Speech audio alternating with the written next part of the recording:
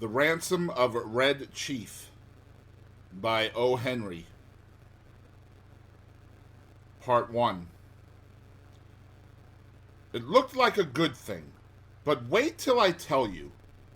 We were down south in Alabama, Bill Driscoll and myself, when this kidnapping idea struck us. It was, as Bill afterward expressed it, during a moment of temporary mental apparition. But we didn't find that out till later. There was a town down there, as flat as a flannel cake, and called Summit, of course. It contained inhabitants of as undeleterious and self-satisfied a class of peasantry as ever clustered around a maypole. Bill and me had a joint capital of about $600, and we needed just $2,000 more to pull off a fraudulent town lot scheme in western Illinois with. We talked it over on the front steps of the hotel. Philoprogenitiveness, says we, is strong in semi-rural communities. Therefore, and for other reasons, a kidnapping project ought to do better there than in the radius of newspapers that send reporters out in plain clothes to stir up talk about such things. We knew that Summit couldn't get after us with anything stronger than constables and, maybe, some lackadaisical bloodhounds and a diatribe or two in the weekly farmer's budget. So it looked good. We selected for our victim the only child of a prominent citizen named Ebenezer Dorset. The father was respectable and tight, a mortgage fancier and a stern, upright collection plate passer and forecloser. The kid was a boy of 10, with bas-relief freckles and hair the color of the cover of the magazine you buy at the newsstand when you want to catch a train. Bill and me figured that Ebenezer would melt down for a ransom of $2,000 to a cent. But wait till I tell you. About 2 miles from Summit was a little mountain, covered with a dense cedar brake. On the rear elevation of this mountain was a cave. There we stored provisions. One evening after sundown, we drove in a buggy past old Dorset's house. The kid was in the street, throwing rocks at a kitten on the opposite fence. "Hey, little boy," says Bill, "would you like to have a bag of candy and a nice ride?" The boy catches Bill neatly in the eye with a piece of brick. "That will cost the old man an extra $500, says Bill, climbing over the wheel. That boy put up a fight like a welterweight cinnamon bear, but, at last, we got him down in the bottom of the buggy and drove away. We took him up to the cave, and I hitched the horse in the cedar brake. After dark, I drove the buggy to the little village 3 miles away, where we had hired it, and walked back to the mountain. Bill was pasting court plaster over the scratches and bruises on his features. There was a fire burning behind the big rock at the entrance of the cave, and the boy was watching a pot of boiling coffee, with 2 buzzard tail feathers stuck in his red hair. He points a stick at me when I come up and says, "Ha! Cursed paleface, do you dare to enter the camp of Red Chief, the terror of the plains?" "He's all right now," says Bill, rolling up his trousers and examining some bruises on his shins. "We're playing Indian. We're making Buffalo Bill's show look like magic lantern views of Palestine in the town hall. I'm Old Hank, the trapper, Red Chief's captive, and I'm to be scalped at daybreak by Geronimo. That kid can kick hard." Yes, sir. That boy seemed to be having the time of his life. The fun of camping out in a cave had made him forget that he was a captive himself. He immediately christened me Snake Eye, the spy, and announced that, when his braves returned from the warpath, I was to be broiled at the stake at the rising of the sun. Then we had supper, and he filled his mouth full of bacon and bread and gravy, and began to talk. He made a during dinner speech, something like this: "I like this fine. I'd never camped out before, but I had a pet possum once, and I was 9 last birthday. I hate to go to school. Rats ate up 16 of Jimmy Talbot's aunt's speckled hen's eggs. Are there any real Indians in these woods? I want some more gravy. Does the trees move and make the wind blow? We had 5 puppies. What makes your nose so red, Hank? My father has lots of money. Are the stars hot? I whipped Ed Walker twice Saturday. I don't like girls. You descent catch toads unless with a string. Do oxen make any noise? Why are oranges round? Have you got beds to sleep on in this cave? Amos Murray has 6 toes. Parrot can talk, but a monkey or a fish can't. How many does it take to make 12? Every few minutes he would remember that he was a pesky redskin, and pick up his stick rifle and tiptoe to the mouth of the cave to rubber for the scouts of the hated paleface. Now and then he would let out a war whoop that made old Hank the Trapper shiver. That boy had Bill terrorized from the start. "Red Chief," says I to the kid, "would you like to go home?" "Aw, what for?" says he. "I don't have any fun at home. I hate to go to school. I like to camp out. You won't take me back home again, Snake Eye, will you?" "Not right away." "No, not right away," says I. "We'll stay here in the cave a while." "All right," says he. "That'll be fine. I never had such fun in all my life." We went to bed about 11 o'clock. We spread down some wide blankets and quilts and put Red Chief between us. We weren't afraid he'd run away. He kept us awake for 3 hours, jumping up and reaching for his rifle and screeching, "Hist, pard!" in mine and Bill's ears, as the fancied crackle of a twig or the rustle of a leaf revealed to his young imagination the stealthy approach of the outlaw band. At last I fell into a troubled sleep, and dreamed that I had been kidnapped and chained to a tree by a ferocious pirate with red hair. Just at daybreak I was awakened by a series of awful screams from Bill. They weren't yells or howls or shouts or whoops or yops, such as you'd expect from a manly set of vocal organs. They were simply indecent, terrifying, humiliating screams, such as women emit when they see ghosts or caterpillars. It's an awful thing to hear a strong, desperate, fat man scream incontinently in a cave at daybreak. I jumped up to see what the matter was. Red Chief was sitting on Bill's chest, with one hand twined in Bill's hair. In the other he had the sharp case knife we used for slicing bacon, and he was industriously and realistically trying to take Bill's scalp, according to the sentence that had been pronounced upon him the evening before. I got the knife away from the kid and made him lie down again, but from that moment Bill's spirit was broken. He laid down on his side of the bed, but he never closed an eye again in sleep as long as that boy was with us. I dozed off for a while, but along toward sunup I remembered that Red Chief had said I was to be burned at the stake at the rising of the sun. I wasn't nervous or afraid, but I sat up and lit my pipe and leaned against a rock. "What you getting up so soon for, Sam?" asked Bill. "Me?" says I. "Oh, I got a kind of a pain in my shoulder. I thought sitting up would rest it." "You're a liar," says Bill. "You're afraid. You was to be burned at sunrise, and you was afraid he'd do it. And he would, too, if he could find a match. Ain't it awful, Sam? Do you think anybody will pay out money to get a little imp like that back home?" "Sure," said I. "A rowdy kid like that is just the kind that parents dote on. Now, you and the chief get up and cook breakfast, while I go up on the top of this mountain and reconnoiter." I went up on the peak of the little mountain and ran my eye over the contiguous vicinity. Over toward summit, I expected to see the sturdy yeomanry of the village armed with scythes and pitchforks beating the countryside for the dastardly kidnappers. But what I saw was a peaceful landscape dotted with one man plowing with a dun mule. Nobody was dragging the creek. No couriers dashed hither and yon, bringing tidings of no news to the distracted parents. There was a sylvan attitude of somnolent sleepiness pervading that section of the external outward surface of Alabama that lay exposed to my view. "Perhaps," says I to myself, "it has not yet been discovered that the wolves had borne away the tender lambkin from the fold. Heaven help the wolves," says I, and I went down the mountain to get breakfast.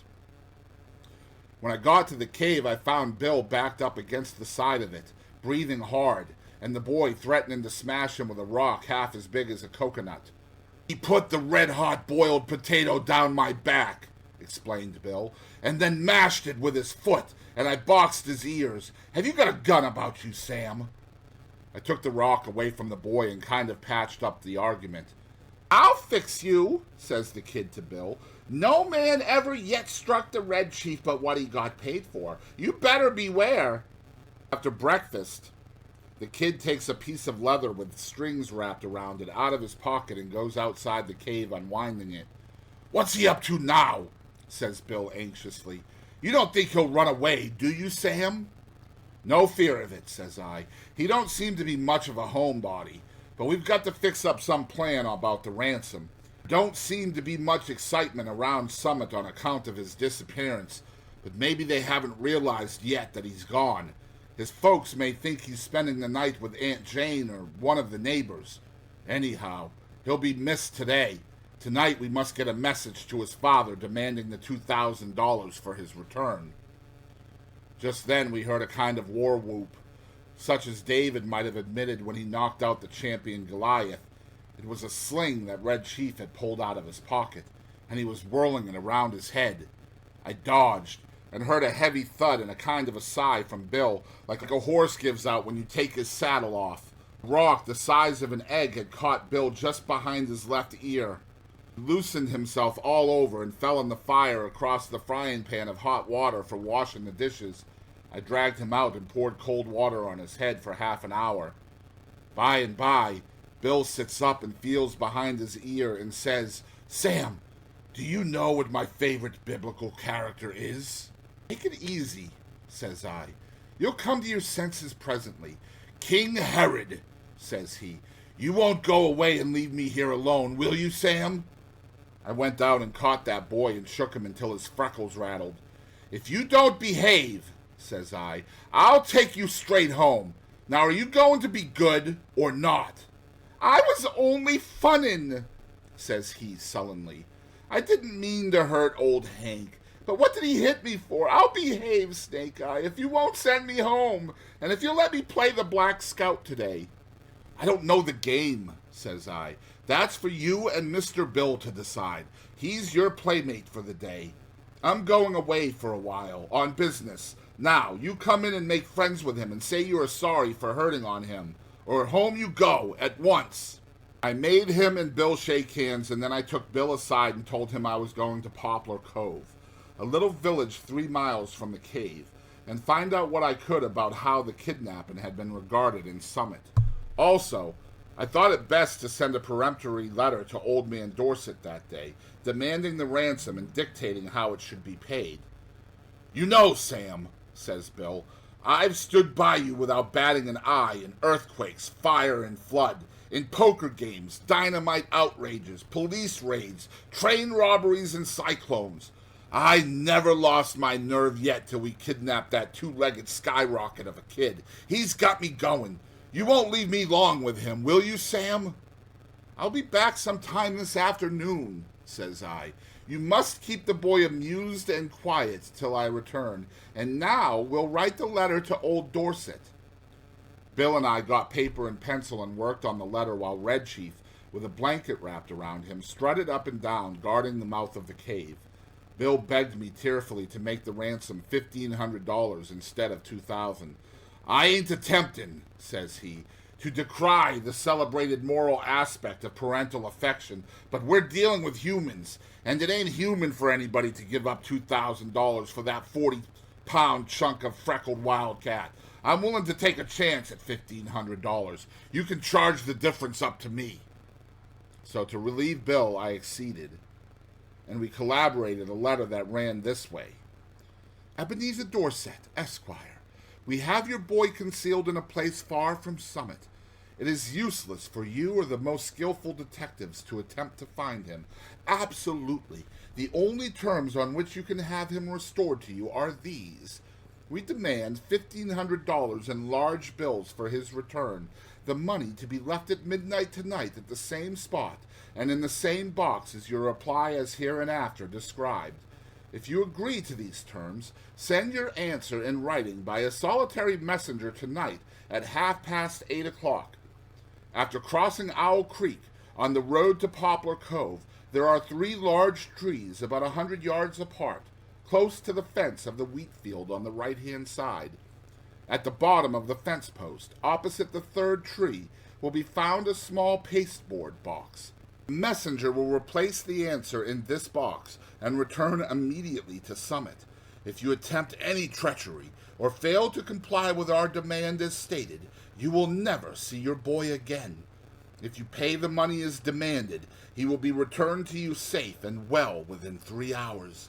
These terms are final, and if you do not accede to them, no further communication will be attempted. I addressed this letter to Dorset and put it in my pocket. As I was about to start, the kid comes up to me and says, "Aw, Snake Eye, you said I could play the Black Scout while you was gone." "Play it, of course," says I. "Mr. Bill will play with you. What kind of a game is it?" "I'm the Black Scout," says Red Chief, "and I have to ride to the stockade to warn the settlers that the Indians are coming.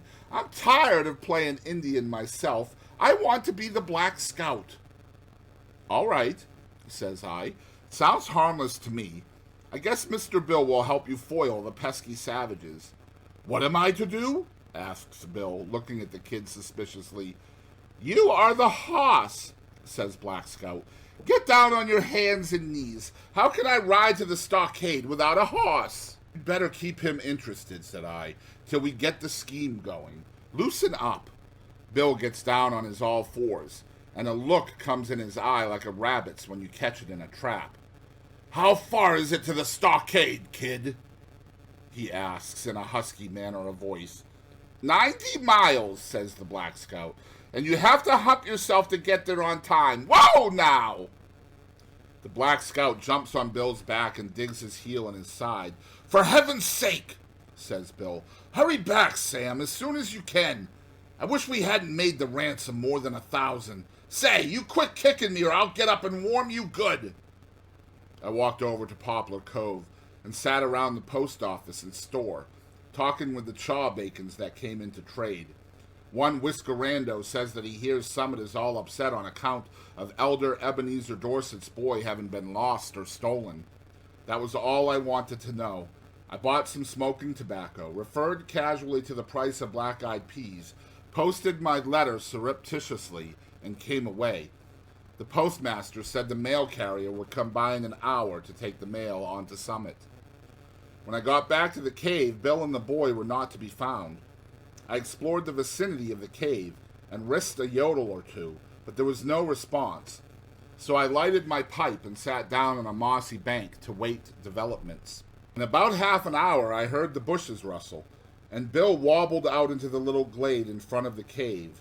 Behind him was the kid, stepping softly like a scout, with a broad grin on his face. Bill stopped, took off his hat, and wiped his face with a red handkerchief. The kid stopped about 8 feet behind him.